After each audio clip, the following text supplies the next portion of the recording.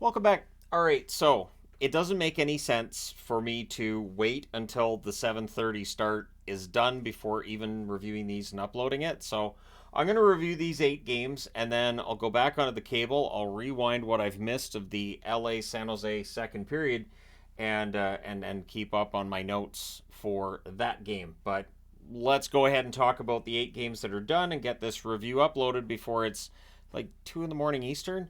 All right, I don't know why the NHL does this. Anyways, the Boston Bruins and the Carolina Hurricanes. This was a big game. It's Swayman versus Anderson, and 2:12 into it, Marchand scores. He buries one on a breakaway. Geekie and Coyle with the assists. So Boston jumps out to a 1-0 lead. The Canes opt not to challenge for goalie interference. They decided not to. They could have. Aho then has a rush that's defended. Pastrnak has a break chance. That's defended as well. Coyle's denied. Anderson holds there. Geekie has a 2-on-1 chance. That's held. Teravainen's denied as the Canes press. And then at 7:42, Pastrnak roofs one from the side of the net. Zacha and Heinen with the assists. 10:46 in, Boston makes it 3-0. Heinen scoring from Pastrnak and Zacha. So those three guys working very well together tonight. Shots were 11-5 for Boston with 8.5 minutes left. The Bruins press was 7 minutes left. There's a fight between Beecher and Drury, and from there, pretty quiet rest of the period. So we go to the second period with the score 3-0 Boston. Canes press at 3 minutes. We have a power play for Boston. That's killed off. The shots are 5-2 Carolina at 7.5 minutes. We get a 4-minute Boston power play. They get one shot. It's killed off, and it felt like maybe that might be a momentum swing. Well, the Canes draw a power play, and 10 seconds later it becomes a 5-on-3. You can't do that. So 5-on-3, they score. Gensel from Nason and Shea at 15-12. Boston then kills off the 5-on-4. The Canes press with 3 minutes left with 2:05 left. Carolina goes back to the power play. That's killed off, and then Kuznetsov just can't bury a buzzer beater. It's 3-1 Boston after 2. Third period, early press by Carolina. There's a power play for Boston. That's killed off. Orlov has a shot that's blocked as the Canes press. The shots are 2 apiece at 6.5 minutes. Canes press at 7.5 minutes. Things get kind of pushy and sticks her up as Swayman makes a hold. The Canes were doing, I thought, a pretty good job of controlling. The Bruins were doing a pretty good job of blocking the center of the ice and making sure there wasn't a path to the net. Eventually, Carolina pulls the goalie. Lindholm hits the empty net at 17:49. And then Boquist had a fast break. That was saved. Boston, pretty big win tonight. 4-1 over Carolina. They go to 45-17-15.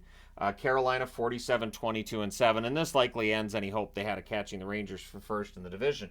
Shots on net, 12-8 Boston in the first, 12-6 Carolina in the second, 10-9 Boston in the third. Final shots, 29-28 for Carolina. Power plays Boston 0-4, Carolina 1-3. The hits 17-15 Boston. Swayman saves 28 out of 29. Freddie Anderson saved 24 out of 27.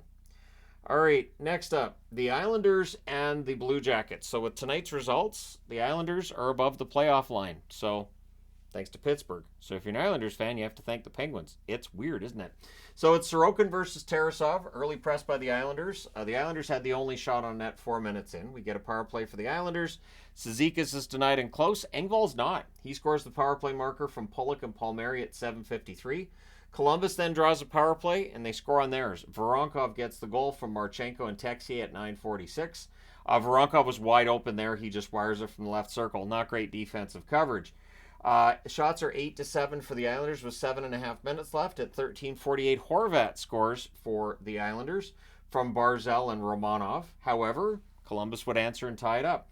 Marchenko scores from Werenski and Sillinger at 17:22. And then Tarasov ends up with, it's just a freak play. His own player skating past the net ends up accidentally kneeing his goaltender in the head. And Tarasov was really badly shaken up. He left, did not return. The Islanders press with a minute and a half left, but Greaves became the story at that point. So it's 2-2 after 1. Second period, early press by Columbus. Marchenko has a rush chance. That's held. The shots are 6-3 for the Islanders, 7 minutes in. Just can't beat Greaves.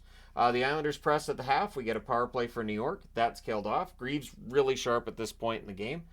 Columbus presses with 4 minutes left, but it stays 2-2 after 2. Third period, early press by the Islanders. Riley has a one-timer. That's held. And then on a rush, Dobson goes posting in. Barzal and Romanov with the assists at 3 minutes and 20 seconds. So Romanov with a couple of helpers tonight. Shots are 4-0 for the Islanders, 4 minutes in. Power play for New York, that's killed off. Texier then has a rush chance, that's saved. Horvat with a crossbar, almost had another one tonight. Columbus presses with 5 minutes left. The goalie pull happens with a little over 3 minutes left. Palmieri would hit the empty net at 19:22. The Islanders win this one 4-2. They go to 34, 27, and 15. Those 15 points, they end up helping them out. They're now in the playoffs right now, anyways. Columbus 25, 39, and 12 with the loss. Shots on net 18-9 Islanders in the first, 14-6 Islanders in the second, 12-9 Columbus in the third. Final shots 41-27 for the Islanders. Power plays, the Islanders 1 for 3. Columbus scored on the only one they had. Hits 18-10 for Columbus. Sorokin saved 25 out of 27. Tarasov saved 13 out of 15. Obviously gets hurt. Greaves goes in. Saved 24 out of 25. So good night for Greaves. Again, you're looking for positives if you're a Columbus fan. I think Greaves play tonight was a positive. All right, next up. Tampa Bay and Montreal. This is the 80s game of the night. I don't think the LA San Jose game is going to hit 80s numbers, but this is where all the scoring was concentrated, these two games. Tompkins versus Primo, and 2:37 in. On their fifth shot already, Montreal scores. Armia from Gallagher and Newhook. Tampa Bay only had one shot, and of course they played last night, so the idea of maybe they're tired. I do think that's part of what happened in this one tonight. Also, Montreal's dangerous. The Habs looked at another. The Bolts press at 7 minutes. Tampa Bay ends up getting a power play, and they score on it. It's Nick Paul from point and Kucherov at 9:45. That makes it 1-1. Habs get a power play. Suzuki with a near miss early. Mott has a shorthanded chance that deflects out. That power play's killed off. The Habs press after it's done, but at 16:26, Asimont scores to give Tampa Bay the lead. Mott and Dumba with the assists. Bolts press for another. Is that Dumba's first point as a Tampa Bay Lightning defenseman? I don't think so, but he hasn't been scoring very many. There's more pressure by Tampa Bay in the final minute. They're up 2-1 after the first. Second period. Early press by the Habs. Hagel has a rush chance, that's held. The Habs press at 4.5 minutes. At 4:42, Armia gets the second goal of the game. Newhook and Gallagher combine for the assists again. And so, yeah, from the right circle, Armia gets the second goal. Habs press at 6 minutes, but Tampa Bay starts to take over. At 7:58, Stamkos scores from Cirelli as well as from DeHaan, so that ties the game up. And then at 9 minutes and 12 seconds, Paul scores from Asimont, so that's not great.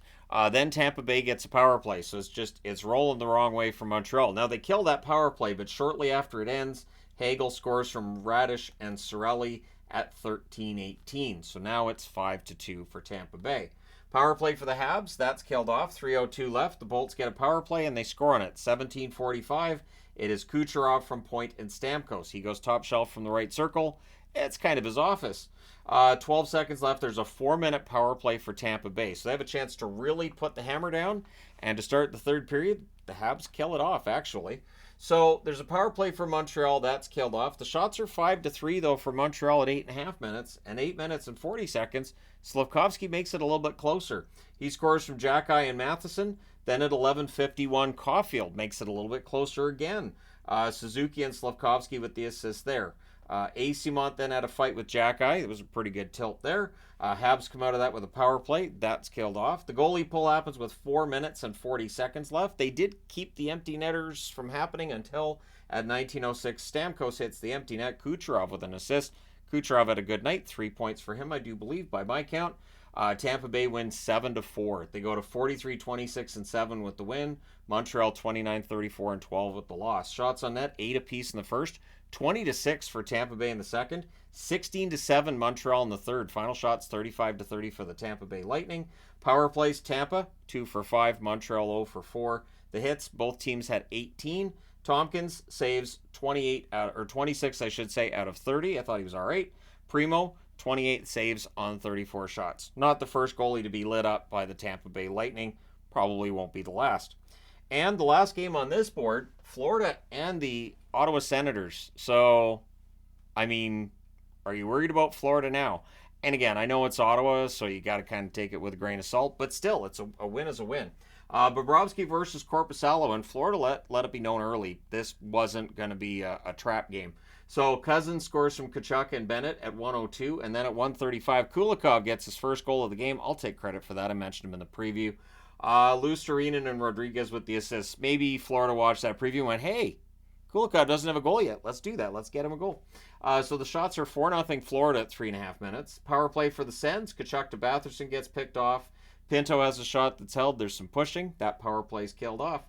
Stenlund tips one high as Tampa's pressing. We then have Florida's pressing, I should say. Can't mix up the two Florida teams. We get a power play for Ottawa after that. That's killed off. 3:39 left. The Sens get their third power play of the first period. That was killed off as well. And the Sens draw another. So a lot of power plays in that first period. Sens almost exhausting all their power plays in the first period. And then it becomes 4-on-4. So to start the second period, we're still at 4-on-4. Then there's 1 minute and 8 seconds of power play time for the Panthers. Everything's killed off there. But the Panthers press after it's done, and they would score. Lundell from Lusterinen and Kulikov at 2:32. That one goes off Korpisalo's shoulder and into the net, so banked in off the goaltender.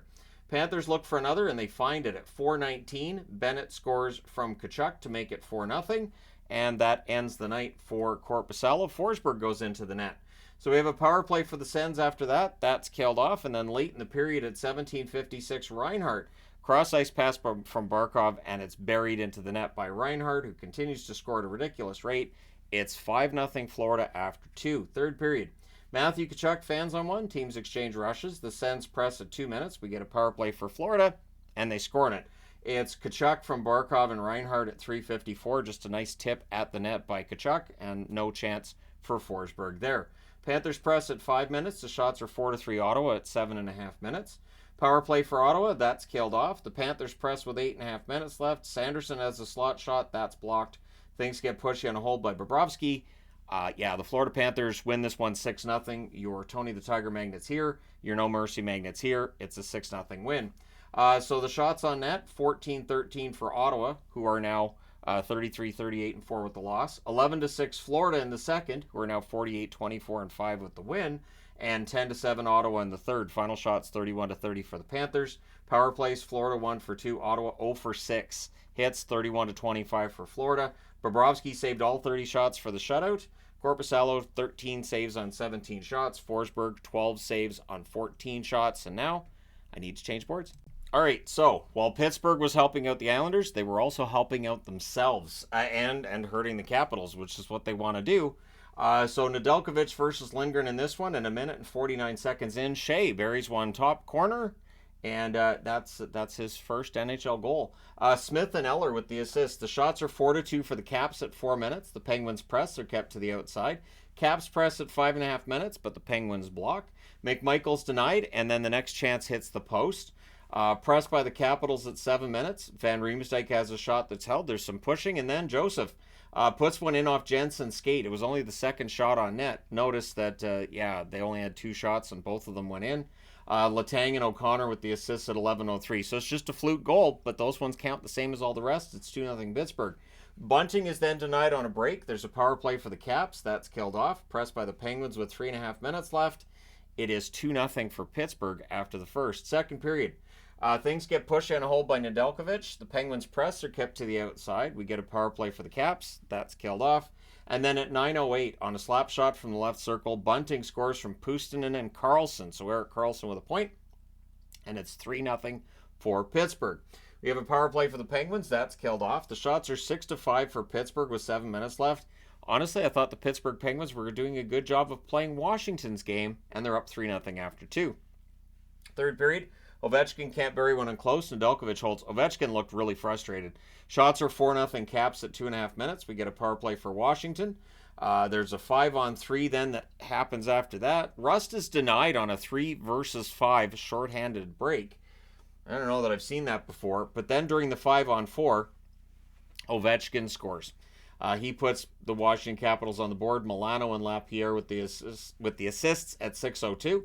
Shots are 14-4 for Washington with 7 minutes left. With 6:50 left, the Penguins get a power play. That's killed off. Eventually, the Caps pull the goalie, and Eller hits the empty net. Smith with the nice lob pass to get it there. 17 minutes and 23 seconds into the third period. The Penguins make it 4-1. That's your final. They go to 35-30-11 with the win. With the loss, the Capitals 36-29-10. Shots on net 9-6 Washington in the first. 10-5 Pittsburgh in the second. 17-8 Washington in the third. Final shots 31-24 for the Caps. Power plays 0 for 2 for Pittsburgh, 1 for 4 for Washington. Hits 54-39 for the Caps. Nedeljkovic saved 30 out of 31. He was excellent. Lindgren, 20 saves on 23 shots. Nedeljkovic, it would appear, has wrestled away the starting job in Pittsburgh. So goalie controversy? Sure, we can frame it as that. Why not? All right, next up. Colorado and Minnesota. So Annunen versus Gustafsson. Both teams get early chances. The shots are 3-2 for the Avs. 4.5 minutes in at 4:34. Lehkonen scores from Johnson and Mittelstadt. Then the Avs press for another, because why not? The Wild get pinned down. They're blocking shots. They get the puck the other way. Boldy has a shot that deflects wide. And then at 8:05, Lettieri scores to tie the game. Shaw and Goligoski with the assists. But the shots are 10-5 for the Avs at 9 minutes. The Wild press with 8.5 minutes left. We get a power play for Colorado, and they score on it. Takes 7 seconds. Drouin from McCarr and McKinnon at 12:28. The Avs press with 3.5 minutes left. It's 2-1 Colorado after the first. Second period. At 43 seconds, Drouin deflects in a point shot. McKinnon took that point shot, and Devon Toews with the secondary assist. So suddenly it's 3-1 in favor of the Avs. The Wild press to respond. We get a power play for Minnesota. Kaprizov's denied. Annunen holds on there. That power play is killed off. The Avs get a power play. It becomes 39 seconds of 4-on-4. Boldy has a screenshot. That saved. We get 40 seconds of 5-on-3. They don't score during the 5-on-3, but they do during the 5-on-4. It's Chisholm from Kaprizov and Zuccarello at 10 minutes and 10 seconds. Makes the score 3-2. Gets a little bit closer. The Wild press with 6.5 minutes left. With 3:34 left, the Wild have a power play. Eriksson Ek with a near miss. That power play is killed off. The Avs press in the final minute, but it stays 3-2 after 2. Third period, near miss for Boldy on an early chance. Beckman's denied from the slot. Johansson nearly ties it. He had opportunities in that period. Brodin has a turnover chance. That saved. Woods denied on a net drive. And then at 6:32, McKinnon on a rush buries one in close. Drouin with the assist there, so Drouin with a 3-point night. Wild look to respond. The Avs press with 7 minutes left. Things get pushy on a hold by Annunen, because of course Minnesota fighting for their playoff lives. They are no longer in the hunt. The Wild press with 5 minutes left. The goalie pull happens with 2:55 left, and at 18:32, Rantanen dashes those playoff hopes for the Wild with an empty netter. Your final score in this one's 5-2 for Colorado. They go to 48, 22, and 6 with the win. With the loss, Minnesota 36, 30, and 9. Shots on net, 18-11 Colorado in the first, 18-8 Minnesota in the second, 17-10 Minnesota in the third. Final shots 46-36 for the Wild. Power plays, Colorado 1 for 2, Minnesota 1 for 4. The hits, 17-8 Colorado. Annunen saves 44 out of 46. Another really good game for him. Gustafsson, 31 saves on 35 shots. All right, next up. So the playoffs in the West look like they're set. Let's be honest. St. Louis, with this result tonight, very, very unlikely they're going to make a run, especially if LA does end up winning that game over San Jose. It's just the math gets really dodgy. So it's Binnington versus Saros, and 31 seconds in on a 2-on-1 rush, Yossi gets his 20th goal of the season. O'Reilly and Forsberg with the assist, so it's suddenly 1-0 for Nashville. Shots are 3-2 Nashville, 3.5 minutes. We get a power play for the Blues. That's killed off. And then at 7:27, Saad ties the game from Thomas. Then Zucker couldn't bury one on a fast break. We get a press by Nashville at 8.5 minutes. There's a near miss for Carrier on a one-timer. We get 2 minutes of 4-on-4. There's a post for Neighbors. Blues are pressing. Saros and Binnington both excellent, especially Saros with 19 saves on 20 shots in that first period.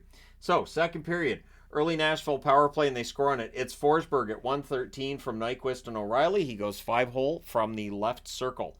So that makes it 2-1. Blues then go to the power play. There's a net feed to Thomas. That gets picked off. A shorthanded 2-on-1 misfires. Power play's killed off. Shots are 6-3 for the Blues at 6.5 minutes. Saad's denied. We get some pushing there. Pressed by Nashville with 9.5 minutes left. We get a power play for the Blues. That's killed off. McDonough breaks up a nice 2-on-1 without taking a penalty. And Blues go back to the power play. Is it 5 minutes or 2? They called it 5 to review it. They lower it to 2, and it ends up being killed off. And then with 1:44 left, Nashville gets a power play. They score on this one as well. It is Beauvillier who gets his 5th goal of the season with his 3rd team. And Nyquist and Evangelista with the assists at 19 minutes and 30 seconds. So very important goal, makes it 3-1 in favor of the Preds after 2. Third period, a good early flow, no whistles. Blues want this probably done as much as Nashville, at least it seems that way, right? Saw it as a chance that's held, and then at 4:09, McCarron on a turnover ends up burying one. Sherwood with the assist, but St. Louis would answer. Neighbors buries one on a rush after the Preds had a 3-on-1 the other way. Falk and Krug with the assists at 6:21. We get 2 minutes of 4-on-4. The goalie pull happens with 11:45 left. I felt that he was trying to catch the other team off guard, and sort of along the same lines as what Minnesota did when they pulled the goalie in overtime. You catch team off guard, you try to take advantage. So the Preds end up with a power play, so you have to put the goalie back in there because you'd be crazy not to. That ends up being killed off. Goalie pull happens again with 4.5 minutes left. It becomes 6-on-4 with 2.5 minutes left, and at 17:48 on a tic-tac-toe play, Kyrou makes this game a little bit closer. He scores from Falk and Buchnevich, so suddenly it's 4-3. However, they pull the goalie again, and at 18:16, Forsberg hits the empty net from Nyquist and McDonough. Their playoff hopes on the line. They pull the goalie again. Jankowski hits the empty net at 19:23. It is a 6-3 win for Nashville. They go to 44-28-4 with the win. With the loss, the Blues 40-32-4. And again, their playoff hopes likely dashed here. Shots on net, 20-10 St. Louis in the first, 14-10 St. Louis in the second, 13-10 St. Louis in the third. They outshoot Nashville 47-31. Power plays, St. Louis 1 for 6, Nashville 2 for 3. The hits 28-19 for St. Louis. Binnington saved 25 out of 29. Saros, fantastic night for him. 44 saves on 47 shots. All right, in the last game, and of course then I'll go back and get to watching that again, but the Flames and the Jets. And the Flames gave them a bit of a push here. So it's Wolf versus Hellebuck. The Jets had the lone shot on that 2.5 minutes in. We get a power play for Calgary, and on their second shot of the game, they score. It is Weegar at 4:35 from Huberdeau and Kuzmenko. Iafallo then has a rush chance that's held, as now the Jets need to answer, right? Lowry to Toffoli, that gets blocked. The Jets end up drawing a power play, and they score on it. Gabe Vilardi, who had a great night tonight, scores from Connor and Morrissey at 12:59. The shots are 13-5 for the Jets with 6.5 minutes left. At 14:56, Ehlers makes it 2-1 for the Jets, scoring that goal from Perfetti. Appleton has a blasted save. The Jets press with 2.5 minutes left. Very strong first period. They're up 2-1 after 1. Second period, the Jets press at 3 minutes, but the shots on net are 6-4 Calgary at 4 minutes. Power play for the Flames. Huberdeau has a net feed. That's blocked. That power play is killed off. And then at 10:34, Pospisil on what was a point shot past the screen. He was past that screen. He tips it in. Miromanov and Weegar with the assists. It's 2-2. Although the way they were pointing at Miromanov, I wouldn't be surprised if they gave that to Miromanov at the end of it. Flames then press for the lead. We get a power play for the Jets, and Toffoli scores. Actually, Weegar ends up accidentally kicking it in. So it's Toffoli's goal from Ehlers and Pionk at 15:35. Lowry nearly adds another with 43.2 seconds left. There's a 5-minute Jets power play as Pospisil's kicked out of the game. We'll see if Department of Player Safety has a call to him. It does feel like the physical game. He might push it a little bit far. So they review it, and yep, 5 minutes. So that carries over into the third period. The Jets with a 3-2 lead. Connor has a one-timer that's saved. There's a near miss for Monahan. Vilardi has a chance that's held. Then there's a shorthanded 3-on-1. Rooney's denied. They end up killing off that 5-minute power play. Jets were turning it over a bit, and really I was like, okay, so the Jets can get clumsy at points. Is this where that clumsiness hurts them? It doesn't. The Flames press at 8.5 minutes. The puck goes the other way, and it goes in the net. It's Vilardi with his second of the game. Morrissey and Pionk with the assists at 8:44. Then Lowry to Appleton. That gets blocked. The Flames ice it with 3:13 left, meaning that, well, now they can't get the goalie out. They eventually do, and at 18:56, Vilardi hits the empty net, just kind of guides it in for his first career hat trick. Good on him. Monahan and Scheifele with the assists, and so Winnipeg wins this one 5-2. They clinch a playoff spot. They go to 46-24-6 with the win. With the loss, Calgary 34-36-5.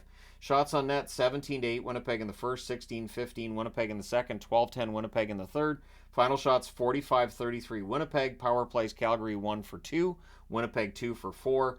The hits 38-24 for the Flames. Wolf had a good night, 40 saves on 44 shots. I'm not going to put that on Wolf at all. Hellebuck had a pretty good night too, 31 saves on 33 shots. So there you are. You're all caught up on the early games, and I'll be reviewing the later game later on tonight. So there you go. Let me know your thoughts on these games in the comment section below as always. Don't forget to hit like and subscribe if you have not done so already. Thank you guys so much for all your support. I will talk to you again soon.